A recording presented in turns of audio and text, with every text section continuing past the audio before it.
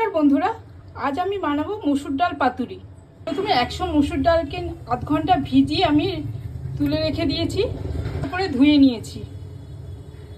পেঁয়াজ কুচি, রসুন কুচি, ধনেপাতা কুচি, লঙ্কা কুচি, নুন, হলুদ, লঙ্কা গুঁড়ো, কালো জিরে, চিনি আর তেল।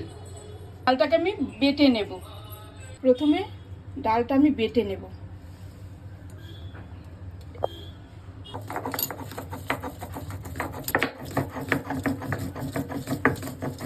আমার বাটা হয়ে গেছে, এবার তুলে নেব। দিয়ে দেবো রসুন কুচুনো, পেঁয়াজ কুচুনো, পাতা কুচুনো, দিয়ে দেবো লঙ্কার গুঁড়ো, হলুদ গুঁড়ো, কালো জিরে, চিনি, দেবো তেল।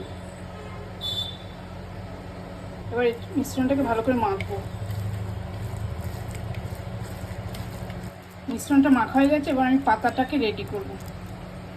পাতাটাকে গরম করে নেব।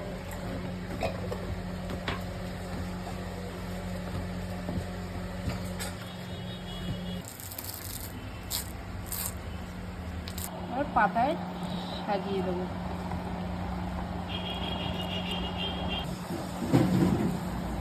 একটু তেল দিয়ে দেবো, মুড়িয়ে নেব।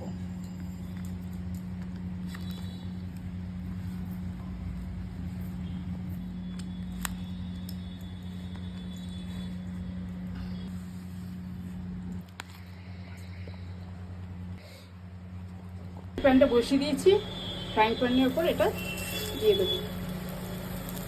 এবার এটা বসিয়ে দিয়েছি আমি, আর দিকটা হয়ে গেছে, এবার উল্টে দেবো। আর পাতুরিটা হয়ে গেছে, এবার আমি নামিয়ে নেব। পাতাটা খুলে দেখাচ্ছি আপনাদের। আচ্ছা, এবার আমি প্লেটে সার্ভ করব। পাতুরি আমার হয়ে গেছে, এবার গরম গরম সার্ভ করব। নমস্কার।